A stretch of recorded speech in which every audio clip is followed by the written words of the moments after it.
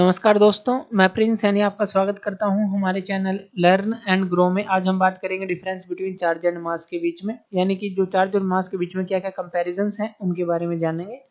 तो जो पहला कंपैरिजन है इनके बीच में, जो चार्ज होता है वो पॉजिटिव हो सकता है, नेगेटिव हो सकता है और जीरो भी हो सकता है। जैसे कि पॉजिटिव चार्ज अगर हम बात करें प्रोटॉन के ऊपर होता है, नेगेटिव चार्ज अगर हम बात करें वो इलेक्ट्रॉन के ऊपर होता है, जीरो की चार्ज की बात करें तो वो न्यूट्रॉन के ऊपर होता है। तो पॉजिटिव, नेगेटिव और जीरो ये कुछ भी हो सकता है जो चार्ज होता है। जो मास होता है वो हमेशा पॉजिटिव क्वांटिटी ही आपको मिलेगी, चाहे कोई भी पार्टिकल हो। मान लीजिए एक पॉइंट भी हो तो उसके पास भी कोई ना कोई मास जरूर होगा। तो चाहे 0.000001 हो लेकिन उसके पास मास जरूर होगा, और ये पॉजिटिव क्वांटिटी होती है क्योंकि मैटर होता है किसी भी चीज का, तो उसके अंदर जो है कुछ ना कुछ जो मैटर है किसी भी सब्सटेंस के अंदर, तो वो कुछ ना कुछ मिलेगा आपको, चाहे वो पॉइंट की मात्रा ही हो। तो मास जो है पॉजिटिव क्वांटिटी होती है हमारी। नेक्स्ट जो इनके बीच में डिफरेंस है, ये हमेशा कंजर्व नेचर का रहता है जो चार्ज होता है। जैसे मान लीजिए नेट चार्ज की बात कर रहे हैं, जैसे मान लीजिए कोई भी सिस्टम है और उसके अंदर जो है पॉजिटिव चार्ज और नेगेटिव चार्ज जो है कहीं पर भी बिखरा पड़ा है, तो नेट चार्ज की अगर हम बात करें तो वो जो है कंजर्व नेचर का रहेगा। जैसे यहाँ 2 प्लस हैं 2 माइनस हैं, तो इसके ऊपर नेट चार्ज जीरो रहेगा। जैसे हम बोलते हैं कि कोई भी एटम जो है इलेक्ट्रिकली न्यूट्रल कब होता है, जब पॉजिटिव चार्ज नेगेटिव चार्ज के बराबर होते हैं। तो यानी कि ये कंजर्व नेचर का रहता है। अगर इसके अंदर आप मान लीजिए एक न्यूट्रॉन है, वो पॉजिटिव और नेगेटिव दो जो पार्टिकल के अंदर कन्वर्ट भी हो जाता है, तब भी ये नेट चार्ज सेम ही रहेगा, यानी कि हमेशा ये कांस्टेंट ही रहता है। ये एग्जांपल हम पहले देख चुके हैं। पेयर प्रोडक्शन का एग्जांपल हमने लिया था, और इसी तरह से एनिहिलेशन का एग्जांपल हमने लिया था। तो उसमें देखा था कि चार्ज जो है कंजर्व रहता है, हमेशा कांस्टेंट रहता है। मास जो है हमारा कंजर्व नहीं रहता। अकॉर्डिंग टू इक्वेशन अगर हम बात करें इक्वल टू mc², तो यहाँ पर साफ दिखाया गया है कि जो मास है उसको एनर्जी में कन्वर्ट किया जा सकता है, तो ये कंजर्व नेचर का नहीं है। या आप कहें कि एनर्जी को मास में कन्वर्ट किया जा सकता है, तो ये कंजर्व नेचर का नहीं होता। नेक्स्ट जो इनके बीच में कंपैरिजन है, इट इज क्वांटाइज्ड, यानी कि जो चार्ज होता है वो क्वांटाइज नेचर का होता है। क्यू इक्वल टू हमने लिखा था एन ई। एन क्या था यहाँ, पॉजिटिव और नेगेटिव इंटीजर कुछ भी आप ले सकते हैं। ई क्या था, बेसिक यूनिट ऑफ चार्ज, जिसकी वैल्यू क्या थी 1.6 इंटू 10⁻⁻19 कूलम, इतनी वैल्यू थी इसकी। अब जब भी आपको चार्ज ट्रांसफर करना है एक जगह से दूसरी जगह, तो वो इसी फॉर्म में जाता है, जैसे 1e हो गया या -1e हो गया, +2e हो गया या -2e हो गया, इस तरह से। यानी कि इलेक्ट्रॉन अगर ट्रांसफर होगा या कोई चार्ज आप ट्रांसफर कर रहे हैं तो इतनी मात्रा में वो जाएगा कम से कम।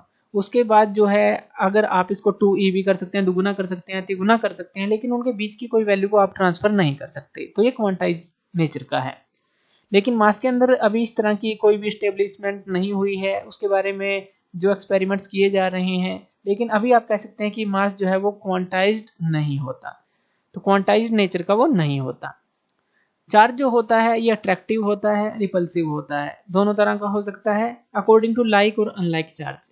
यानी कि अगर मान लीजिए आपके पास लाइक चार्ज है तो वो आपस में रिपेल करेंगे, हमें पता है। जो लाइक चार्ज है, अनलाइक चार्ज है, वो आपस में अट्रैक्ट करेंगे। तो यहाँ पर अट्रैक्शन आपको मिलेगी, यहाँ पर रिपल्शन मिलेगी। तो अकॉर्डिंग टू जो लाइक या अनलाइक चार्ज है, यहाँ पर आपको दो तरह की फोर्सेस देखने को मिलती हैं, अट्रैक्टिव हो गई या फिर रिपल्सिव हो गई। लेकिन जो मासेस के बीच में अगर हम फोर्स की बात करें तो वो ग्रेविटेशन फोर्स होती है, और जो ग्रेविटेशन फोर्स होती है वो हमेशा अट्रैक्टिव होती है। जैसे कि अर्थ के सरफेस से आप कोई सिक्का ऊपर उछालें तो वो नीचे की तरफ दोबारा आएगा, क्योंकि जो ग्रेविटेशन फोर्स है उसको अपनी तरफ खींचेगी। तो ये हमेशा अट्रैक्टिव नेचर की होती है। चार्ज जो है, मान लीजिए किसी बॉडी के ऊपर कोई चार्ज है, तो वो उसकी वेलोसिटी पर डिपेंड नहीं करता, जो बॉडी की वेलोसिटी होती है। ये ध्यान दीजिएगा, अगर बॉडी पे कोई चार्ज है तो वो वेलोसिटी ऑफ द बॉडी के ऊपर डिपेंड नहीं करता। लेकिन अगर मास की बात करें तो वो जो है वेलोसिटी के ऊपर डिपेंड करता है।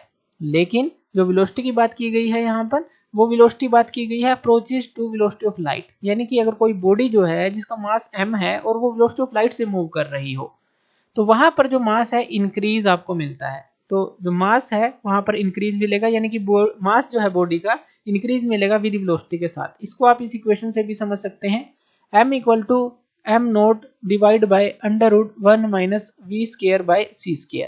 इस इक्वेशन से आप इसको समझ सकते हैं। m यहाँ पर क्या है, मास ऑफ द बॉडी है, जो कि v वेलोसिटी से मूव कर रहा है। m0 क्या है, रेस्ट मास है। तो बॉडी का रेस्ट मास m0 हमने लिया और ये मास लिया कि जब वो v वेलोसिटी से मूव कर रहा है। अगर v की वैल्यू आप c ले लेते हैं, यानी कि ये लाइट की वेलोसिटी से मूव करने लग जाए, तो v को जब आप c पुट करेंगे तो यहाँ पर क्या आ जाएगा 1 - 1 0 आ जाएगा, और 0 को जब आप इससे डिवाइड करेंगे तो इन्फिनाइट आ जाएगा, यानी कि मास इन्फिनाइट हो जाता है अगर कोई बॉडी जो है वो मूव करती है वेलोसिटी ऑफ लाइट से। तो इस इक्वेशन से भी समझ सकते हैं। या फिर दूसरा आप इसके अंदर अगर कॉन्सेप्ट लें कि जो कोई भी मास है, कोई भी बॉडी है जिसका कुछ भी मास है, अगर वो स्पेस के अंदर मूव कर रही है तो वहां पे टाइम का कंसेप्ट और जो स्पेस का कंसेप्ट है थोड़ा सा चेंज हो जाता है। तो वहां पर इसको समझना थोड़ा जो है हमें डीपर तरीके से पड़ता है, और वहां पर अगर ऑब्जर्वेशन की जाती है तो इस तरह से ऑब्जर्वेशन की गई है कि जो वहां पर जो अब मास की बात नहीं करते, वहां रिलेटिव मास की बात करते हैं, रिलेटिविस्टिक मास की बात करते हैं। तो वो माना गया है कि इंक्रीज करता है विद द वेलोसिटी, और जब वो मूव करता है वेलोसिटी के साथ तो mass of the body increase करता है। इस इक्वेशन से भी आप इसको समझ सकते हैं। तो थैंक यू वीडियो देखने के लिए, और इसी तरह की वीडियोस के लिए आप हमारे चैनल लर्न एंड ग्रो पे हमें सब्सक्राइब कर सकते हैं। धन्यवाद।